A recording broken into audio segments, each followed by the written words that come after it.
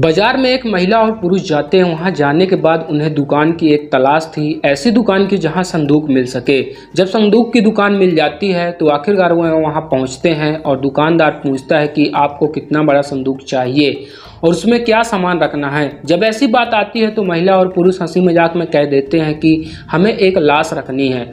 और जैसी लाश रखने की बात आती है तो दुकानदार एकदम से सकपका जाता है, डर जाता है और थोड़ा परेशान हो जाता है। बहन जी, आप कैसी बातें कर रही हो, आप कौन हो? तो बताया जाता है कि हम पति और पत्नी हैं।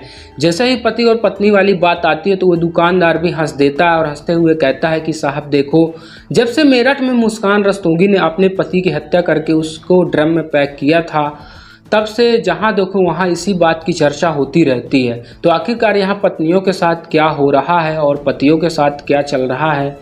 लेकिन यहाँ पर कोई खतरे वाली बात नहीं है। आप तो खुद ही पति और पत्नी हैं। आपको वैसे कितना बड़ा संदूक चाहिए?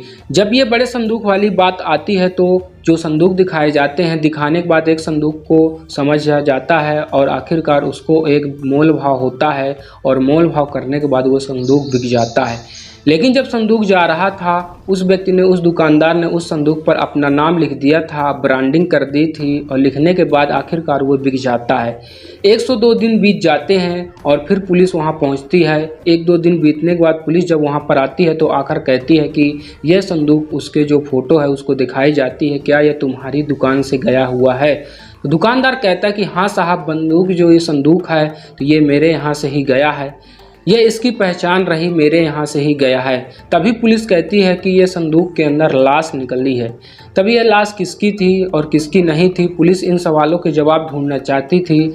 आखिरकार पुलिस ने कैसे कातिलों तक पहुंची और लाश किसकी थी, आज की इसी कहानी के माध्यम से यही समझने की कोशिश और जानने की कोशिश करते हैं। क्योंकि इस घटनाक्रम जैसे ही मुस्कान और रस्तोगी के घटनाक्रम बहुत ज़्यादा चर्चित हो गया था और उस प्रदेश में सबसे ज़्यादा चर्चित घटनाओं में से एक घटना बन गई। आदाब, नमस्कार, सत श्री अकाल, जय हिंद दोस्तों। मैं छोटू भैया आज की सच्ची घटना में आपको सुनाने जा रहा हूँ।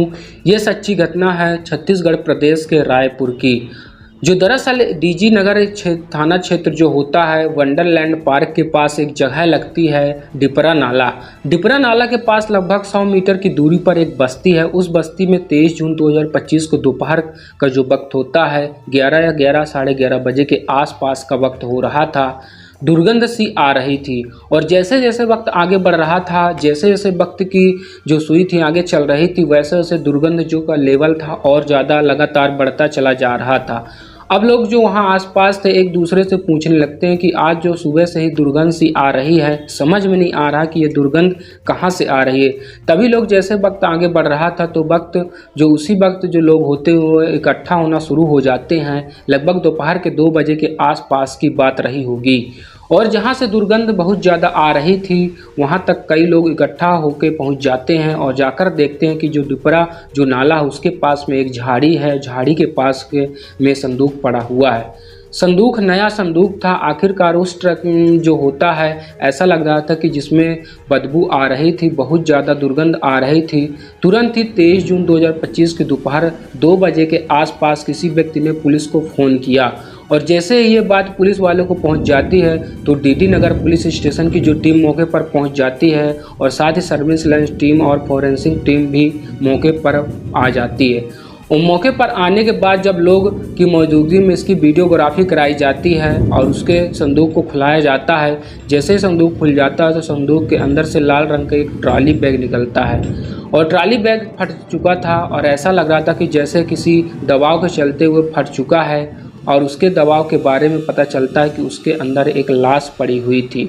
लाश जैसे जैसे फूल रही थी वैसे वैसे ट्रॉली बैग फटता चला जा रहा था और आखिरकार पुलिस ने जब यहाँ जांच पड़ताल करना शुरू की और कोशिश करती है तो उसके सीमेंट से बाकायदा पूरी तरीके से पैक किया गया था और सीमेंट से पैक होने की वजह से ही उसमें इतनी दुर्गंध जो शुरुआत में नहीं आ रही थी, लेकिन जैसे जैसे जो बैग था वो फटता चला जा रहा था उसी के हिसाब से उसमें दुर्गंध बढ़ती चली जा रही थी। आखिरकार पुलिस ने इस मामले की जांच पड़ताल करना शुरू कर दिया और जांच पड़ताल करने के बाद जब तुरंत उस संदूक को बाहर निकाला जाता है तो उस पर लिखा हुआ था हब्बू भाई जैसे लिखा हुआ था, इसके बाद से पुलिस कई टीम को लगा देती है और काम में जब पुलिस ने उस संदूक को देखा तो बिल्कुल एक नया था। अब नए संदूक की वजह से फिर पुलिस ने एक और टीम बनाई और टीम बनाने के बाद यहीं के पास में एक बाज़ार लगता है और उस बाज़ार में, जो कि गोल बाज़ार होता है, वहाँ बाज़ार जो होती है वही पुलिस टीम वहाँ भेज दी जाती है। और जितने भी ऐसे दुकानदार थे जहाँ से वो संदूक बेचते थे, उन दुकानदार के पास टीम पहुँचती है और हर दुकान के पास पहुंचते हैं। लगभग 5वीं दुकान के पहुंचने के बाद पता चलता है कि हब्बू भाई की दुकान यही है। हब्बू भाई की दुकान जो होती है शब्बीर स्टील ट्रंक फैक्ट्री के नाम से होती है, जहां पर हर प्रकार के थोक में फुटकर में सामान बिकता है और बहुत पुरानी दुकान है, मशहूर दुकान होती है। दरअसल इस दुकान पर कौन आया था कौन नहीं आया था, अब इस बार के जो हब्बू भाई से पूछा जाता है। पुलिस पूछती है कि तुम्हारे यहाँ से कोई ट्रंक वगैरह ले गया होगा, तो उसका फ़ोटो दिखाया जाता है तो देखते हुए कहता है कि साहब ये मेरे यहाँ से ही गया था। हाँ, लेकिन इस ट्रंक को मैंने 22 जून 2025 को बेचा था। वो इलेक्ट्रॉनिक व्हीकल पर यानी कि एक स्कूटर पर बैठकर आए हुए थे। एक महिला और एक पुरुष थे। 2 जन आए थे और उन्होंने अपने चेहरों को कवर करके रखा हुआ था। अब बात चेहरे कवर करने वाली आती है, तो जो वहाँ आसपास के सीसीटीवी कैमरे वगैरह लगे नहीं हुए थे, तो उसकी बिल्कुल भी जो नज़दीक वाले होते हैं उनसे पता नहीं चल पाता है। तो वाकई में एक महिला और पुरुष वहाँ के जो इलेक्ट्रॉनिक व्हीकल पर आए थे, लेकिन वह कौन थे, कहाँ से थे, अब इसका ये पता निकालना पुलिस के लिए बहुत ज़रूरी हो गया था।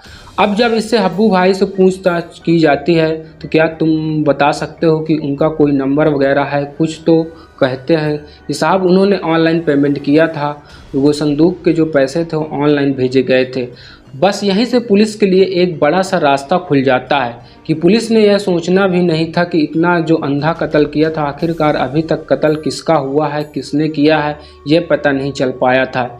लेकिन कहीं ना कहीं पुलिस को एक लीड मिल चुकी थी और आखिरकार पुलिस ने जब यह पता किया कि ऑनलाइन पेमेंट किसने किया है, तो अंकित उपाध्याय नाम से किसी व्यक्ति ने यह पेमेंट किया था, जो कि इंद्रप्रस्थ कॉलोनी के फौज 2 में रहता है, जो कि रायपुर इलाका में पड़ती है। और रायपुर के जो इलाका है इंद्रप्रस्थ कॉलोनी फेज़ 2 में आखिरकार पुलिस वहां पर पहुंचती है और वहां जाने के बाद आसपास के जो लोगों से सीसीटीवी कैमरा से जो फोटोज थी, जब वो इकट्ठा करते हैं तो वहां जाने के बाद पता चलता है कि यहाँ वाकई में ये जो व्यक्ति हैं जो इसमें सीसीटीवी कैमरे में दिखाई दे रहे थे, उनका नाम अंकित है और उसकी जो पत्नी का नाम शिवानी शर्मा है। शिवानी शर्मा, अंकित ये कहाँ पर हैं? जब उनसे पूछताछ की जाती है, वो कहते हैं कि परिवार वाले जो होते हैं, जो आसपास के जो लोग थे, वो कहते हैं कि भाई साहब ये दिल्ली निकल गए हैं, उन्हें बहुत ज़रूरी काम था। यह बात वहाँ के अधिकारियों ने, पुलिस वाले अधिकारियों को, उच्च अधिकारियों के यानी कि जो एसएसपी को सूचना दी जाती है। जो एसएसपी वहाँ डॉक्टर लाल उपेंद्र सिंह, उन्होंने तुरंत ही इस मामले की जांच पड़ताल बड़ी गंभीरता से ले लिया और गंभीरता से लेने के बाद पूछा गया कि आखिरकार वे दिल्ली कैसे गए हैं, तो पता चलता है कि वो फ्लाइट से गए हैं। तुरंत ही उन्होंने दिल्ली की पुलिस को संपर्क किया और दिल्ली की पुलिस जो सीआरपीएफ की एयरपोर्ट वाली होती है, जो एयरपोर्ट की जो सीआरपीएफ होती है, उनसे संपर्क किया गया और जहां से जो हवाई जहाज़ था रात 8 बजे 23 जून को यहां से उड़ने के बाद दिल्ली जा चुका था। लेकिन पुलिस उससे अब कैसे रोकती, क्योंकि अब वो दिल्ली जाता है और जो पहले से वहाँ पर सीआरपीएफ के जो जवान होते हैं, यहाँ अंकित और उपाध्याय, जो उसकी जो पत्नी होती है शिवानी शर्मा, उनको हिरासत में ले लेते हैं। अब उनसे पूछताछ करना शुरू कर देते हैं क्योंकि वे प्राइम सस्पेक्ट वही थे। अब पुलिस ने जब उनसे पूछताछ किया तो उन्हें पकड़ते हुए पुलिस को अब 7 घंटे हो चुका था समय। अब जो भी कानूनी कार्रवाई थी, जो फॉरेंसिक टीम थी, वो फॉरेंसिक टीम पूरी करते हैं और फॉरेंसिक जो पूरी कहानी करने के बाद आखिरकार उसको 24 जून 2025 की दोपहर को लेकर वो वापस छत्तीसगढ़ रायपुर पहुंच जाते हैं। अब इसके बारे में पता चलता है कि छत्तीसगढ़ की जो पुलिस से जो रिटायर्ड एसआई हैं का बेटा है अंकित, जो कि पेशे से वकील होता है, और इसकी पत्नी जिसका नाम शिवानी शर्मा होता है, वो आखिरकार इसके बारे में पूछा जाता है। तो पता चलता है कि अंकित इसको ज़मीन खरीदने और बिकवाने का काम यह करता है। तभी उससे यह जब पूछा जाता है कि लाश किसकी थी, तो उसने ट्रंक क्यों खरीदा और इसके पीछे की क्या वजह थी। तो शुरुआत में जैसे पुलिस वालों के सामने अक्सर लोग इधर उधर की बातें घुमाना चालू करते हैं, तो वकील ने भी इस तरह की बातें को घुमाना शुरू कर दिया। लेकिन जब पुलिस ने अपने तरीके से बातचीत करना शुरू किया, सख्ती से पेश आई, तो उसने बताना चालू किया कि जो लाश थी उस ट्रंक के अंदर, उस ट्रंक में जो सूटकेस रखा हुआ, उस सूटकेस के अंदर जो लाश थी वो जो किशोर पैंकर की लाश थी। लगभग जो 55 साल के आसपास इस व्यक्ति की उम्र होती है। तो पुलिस पूछती है कि आखिरकार तुमने इसको क्यों मारा, इसके पीछे की वजह क्या थी। तो बताता है कि पुलिस की जो जांच पड़ताल में जो सामने आता है कि जो हंडीपरा एक जगह लगती है, उसी के जो HMT जो चौक के पास एक किशोर पैंकर रहते थे और बिल्कुल अकेले रहते थे। दरअसल साल 2015 और 16 में इन्होंने हंडीपुरा का एक जो अपना घर होता है उस मकान का सौदा कर दिया था 50 लाख के आसपास का। और इस मकान को खरीदने के लिए आते हैं चंद्र प्रकाश कुरे ने यह सौदा तय कर लिया था और उसने कहा कि मैं 50 लाख जितना जल्दी हो सकेगा मैं आपको दे दूंगा। लेकिन इसको जो मकान होता है उसको बेचने की किशोर पैंकर के मन में कुछ कहते हैं कि गलत ख्याल आ जाता है। तो उन्होंने अपने ही सौदे को पलट दिया और वे उस मकान को बेचना नहीं चाहते थे। अब जैसे ही मकान को बेचना नहीं चाहते थे तो मकान जो मालिक जो होता है, जो मामला इसका होता है, विवादित हो जाता है। और जैसे ही विवादित होता है तो किशोर पैंकर ने संपर्क किया अंकित से कहा कि भाई मेरा जो अपना मकान है, मैं अपने मकान का सौदा कर दिया था लेकिन मैं उसे बेचना नहीं चाहता हूँ, बस किसी भी कीमत में मेरा मकान बिकना नहीं चाहिए। अब ये अंकित उपाध्याय ने कहा कि टेंशन लेने की कोई ज़रूरत नहीं है, मैं इसको पूरे आपकी मदद करूंगा और ये मकान बिकेगा नहीं। अब यहाँ से इन दोनों की नज़दीकियाँ बहुत ज़्यादा बढ़ जाती हैं। वो वाकई में मकान बिकने नहीं देता है, लेकिन कुछ वक्त के बाद बजरंग नगर में जो एक और मकान होता है, इस किशोर के मकान को वो बिकावा देता है और ये मकान बिकता है 30 लाख के आसपास का। और जैसे ही 30 लाख का मकान बिक जाता है तो रजिस्ट्री हो जाती है और सब कुछ हो जाता है। लेकिन जब बात पैसे की आती तो पैसा यहाँ वकील साहब अपने पास रख लेते हैं, यानी कि जो अंकित उपाध्याय पैसा अपने पास रख लेता है और वह मकान की रजिस्ट्री कर देता है। अब बार बार जब पैसा मांगने की बारी की जाती है तो कोई ना कोई वकील अपने साहब अपना बहाना कर दिया करते थे, क्योंकि बहाना इसलिए कर दिया करते थे कि जो पैसे थे वो सट्टे और शेयर मार्केट में खर्च कर देते थे। उनके पास देने के लिए था ही कुछ नहीं। अब वकील साहब से जब लगातार तकादा हो रहा था तो तगादे में बात आगे बढ़ रही थी तो कई बार गुस्सा भी हो जाती है। तब इसी बीच में जब एक एक्सीडेंट हो जाता है किशोर पैंकर, अब जैसे ही एक्सीडेंट हो जाता है तो एक तरह से वो विकलांग हो जाते हैं, यानी कि वो चलने फिरने में असमर्थ हो जाते हैं। अब वो व्हील चेयर पर चलना शुरू करते हैं। अब इस पर से वो इस बीच में उसको पैसे की भी और ज़्यादा ज़रूरत पड़ जाती है। तो वकील साहब से कहते हैं कि वकील साहब मुझे मेरे पैसे दे दो। तभी वो कहता है कि मेरे पास तो अभी फ़िलहाल तो पैसे नहीं हैं, आप वैसे भी अकेले रहते हो तो यह मेरी पूरी जिम्मेदारी है कि आज से मैं आपका पूरा ख्याल रखूँगा। आप खाने पीने के लेकर नहाने धोने की सारी व्यवस्था की मैं अपनी जिम्मेदारी लेता हूँ, मैं करूँगा सारा काम। जैसे ही किशोर ने यह बात सुनी तो उन्होंने कहा कि ठीक है, जब तक पैसे नहीं दोगे तब तक आप ही मेरी सेवा पानी करोगे। अब इस तरह की बातें आती हैं। तो ऐसा कहते हुए जब वक्त आगे बढ़ रहा था और वक्त आगे बढ़ता है तो लगातार इसकी डिमांड बढ़ने लगती है। जो किशोर होता है, किशोर कभी खाने के लिए कभी कुछ सामान मंगाता है तो कभी किसी होटल में महंगा मंगाता है। तो इस तरह की जो लगातार डिमांडें बढ़ रही थी, अंकित उसे समझाने की कोशिश कर रहा था कि आपकी डिमांड लगातार बढ़ रही हैं, आपकी डिमांड इस तरह से पूरी नहीं कर पाएंगे। अब ये डिमांड पूरी नहीं कर पाएंगे तो पैसे दे दो। इसी बात में कुछ आपस में कहा सुनी जैसी स्थिति हो जाती है। तो अब इन्हें लगता है कि यार कहीं ना ऐसा ना हो सके कि पैसा लगातार मांगता रहा, क्या करूं। तब ये पैसा देने नहीं चाहता था तो इसीलिए उसने एक प्लान बनाता। अंकित ने 21 जून 2025 को किशोर पैंकर को वह अपने फ्लैट बुलाता है। इंद्रप्रस्थ जो 2 रायपुर जहां होता है वह वहां बुला लेता है और बुलाने के बाद उसे आराम से नाश्ता पानी वगैरह कराता है और पोहा खिलाया जाता है। और पोहा के कुछ दिन खाने के बाद ही उसे नींद आ जाती है। जैसे ही वह सो जाता है किशोर पैंकर, इसी बीच में शिवानी और अंकित दोनों सक्रिय हो जाते हैं। शिवानी ने हाथ पैर पकड़ा और इसी बीच में मौका पाते ही अंकित ने उसका गला दबा दिया। 15 से 20 सेकंड तक वह उसके गला दबा कर रखता है और इसी बीच में अपने प्राण त्याग देता है और मर जाता है। लेकिन अंकित को और शिवानी को तसल्ली नहीं हो रही थी, तो उन्हें लग रहा था कि शायद ये बच न जाए, इसीलिए वो किसी धारदार हथियार से उसका गला रेत देते हैं और गला रेतने के बाद आराम से तसल्ली से उसको एक जगह डाल देते हैं। और जब उन्हें पूरा इत्मीनान हो जाता है कि यह पूरी तरीके से मर चुका है, लेकिन उसको जो ब्लड था वो काफ़ी मात्रा में वो बाहर आ चुका था। लेकिन उन्हें इसी बीच में मौका पाते ही उसकी जो लाश थी एक लाल रंग के बैग में पैक कर देते हैं। जो लाल रंग का बैग होता है उसमें जब उसको फिट नहीं हो रहा था शरीर, तो उसके अंदर नहीं जा रहा था, तो तोड़ मरोड़ कर जिस तरह से उसके हाथ पैरों को सब कुछ मिलाकर उसके अंदर पैक कर देते हैं।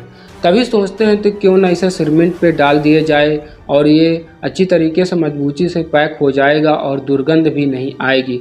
सब उन्होंने सोचा था। लगभग 30 किलो के सीमेंट का जो इंतज़ाम कर लिया जाता है और इंतज़ाम करने के बाद उसी सूटकेस में उसको जो ट्रॉली बैग होता है उसी में पैक कर दिया जाता है। और जैसे ही पैक हो करते हैं तो उस फिर वो घोल वगैरह डाल देते हैं और जब ये जैसे जैसे सूख जाता है तो उसमें उन्हें परफ्यूम वगैरह जो होते हैं वो अपनी खुशबू वाली चीज़ें, ताकि उससे दुर्गंध वगैरह ना आए। उन्होंने अपनी पूरी तरह से अपनी तैयारी कर रखी थी, लेकिन तैयारी करने के बावजूद भी उन्होंने जैसे वैसे वक्त आगे बढ़ जाता है। 8 से 10 घंटे बीत चुके थे और लाश जो डिकम्पोज होना शुरू हो जाती है। लाश जैसे जैसे वक्त आगे बढ़ रहा था और उसमें से और दुर्गंध ज़्यादा बढ़ने लगती है, तभी वह जो प्लान एक करते हैं कि क्यों ना इसे यहाँ से कहीं दूर फेंक देते हैं। इस लाश को उठाने की उन्होंने कोशिश भी की, यानी कि बैग को उठाने की कोशिश भी की, तो बैग भारी हो चुका था और 30 किलो से ज़्यादा जो उसमें सीमेंट वगैरह लग चुका था और उसी की लाश लगभग 55 से 60 किलो के आसपास का खुद का वजन था। अब दोनों पति और पत्नी उसे उठाने में असहमत हो जाते हैं और इसके बाद से वो 22 तारीख को यानी कि 22 जून 2025 को यहाँ बाज़ार में जाते हैं और बाज़ार में जाने के बाद एक ट्रंक खरीदते हैं। और ट्रंक खरीदने के बाद इसका मकसद यही रहा कि उसके अंदर उस लाश को छुपा देंगे और आखिरकार वो दुकान पर जाते हैं और दुकान पर जाने के बाद उसको ख़रीदते हैं। और जब खरीद रहे थे तो उसका ऑनलाइन पेमेंट वगैरह करते हैं। जो हंसी मजाक की बात यह है कि अब्बू भाई जब आपने कोई सी संदूक जो को गेहूँ वगैरह खरीदने के लिए कोठी जो होती है उसको कोई भी अपना सामान जो होता है उसको बेचता है और उस पर अपना नाम लिख देता है, एक मार्ग जो होता है ताकि जो आसानी से उसे छुटा ना पाए और उन्हें अपना नाम लिख दिया जाता है। जो हब्बू भाई होता है, हब्बू भाई को बाज़ार के एक मशहूर दुकान होती है जो पुरानी दुकान होती है और आखिरकार उस लाश को उसमें जो बैग था, सूटकेस था, उस ट्रंक में रख दिया जाता है, संदूक में रखा जाता है। और उसके बाद से वहाँ से 2 मजदूरों को और 2 लोगों की मदद से उस जो फ्लैट से नीचे लिफ्ट की मदद से निकाला जाता है। और जब उसे निकाल रहे थे तो इसी बीच में एक लड़का वहाँ से गुजर रहा था। उस लड़के ने उस लड़का का नाम ऐश्वर्या होता है, जो ऐश्वर्या देखता है और देखने के बाद उसे पूछता है कि भाई इसमें क्या है। तो वो पूछने वाली बात आती है तो वो लोगों को जवाब नहीं देते हैं, क्योंकि जो लोग होते हैं उतार रहे थे ट्रंक को, उन्होंने अपने चेहरे पर पूरी तरीके से कवर किया हुआ था। उसे बड़ा शक होता है कि उसी बीच में उस ट्रंक के आगे चलने के बाद एक अल्टो कार खड़ी होती है जो पुरानी सी, उसका नंबर प्लेट फिर टूटा वगैरह होता है सब।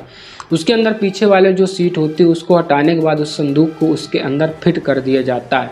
और यहाँ से लगभग 100 मीटर या 150 मीटर या 1.5 किलोमीटर के आसपास एक जगह लगती है। उस जगह पर लाश को ले जाकर फेंक देते हैं और यह सोचकर कि शायद ये कभी पकड़े नहीं जाएंगे और कभी इस घटनाक्रम का खुलासा नहीं होगा। और उन्हें इस बात की कभी भी पूरी तरीके से तसल्ली थी, क्योंकि जो व्यक्ति है किशोर पैंकर वो बिल्कुल अकेला रहता है, उसके परिवार में कोई सदस्य नहीं था। यही सोचकर कि उसकी पैरवी करके नहीं होगी और कभी पकड़े नहीं जाएंगे। लेकिन उस संदूक पर जो हब्बू भाई लिखा हुआ था वहाँ से लीड मिल जाती है और हब्बू भाई के यहाँ से जो पेमेंट किया गया था, ऑनलाइन पेमेंट बैंक में पूरी जानकारी थी। उस हिसाब से पुलिस आखिरकार तक उसके पहुंच जाती है और कातिलों को पकड़ लेती है। फिलहाल पुलिस इनमें से सभी को गिरफ्तार करने के बाद इन्हें पूछताछ करती है और यह जानने की कोशिश करती थी आखिरकार इसने पूरा मामला क्या है और क्या क्या वजह थी, क्या हो सकती है। तो पुलिस हर इस बिंदु को जोड़ने की कोशिश कर रही है कि ताकि आरोपियों को कम से कम सज़ा दिलाई जा सके और समाज को एक संदेश दिया जा सके। शुरुआत में लग रहा था कि जो हंसी मजाक की बात थी, लेकिन वह बात एक सच निकलती है और ये जो कत्ल होता है वो भी भयावह और भयानक रूप ले लेता है। लोग सोचते हैं पर मजबूर हो जाते हैं। और दोस्तों, इस पूरे घटनाक्रम को सुनाने का मतलब किसी को दिल को पहुंचाना नहीं ठोस, बल्कि आप सभी को जागरूक करना, आप सभी को सचेत करना है। तो अपना प्यार और सपोर्ट दोस्तों ज़्यादा से ज़्यादा बनाए रहें और वीडियो को ज़्यादा से ज़्यादा लोगों तक शेयर करें। तब तक के लिए दोस्तों आपसे अलविदा लेते हैं। जय।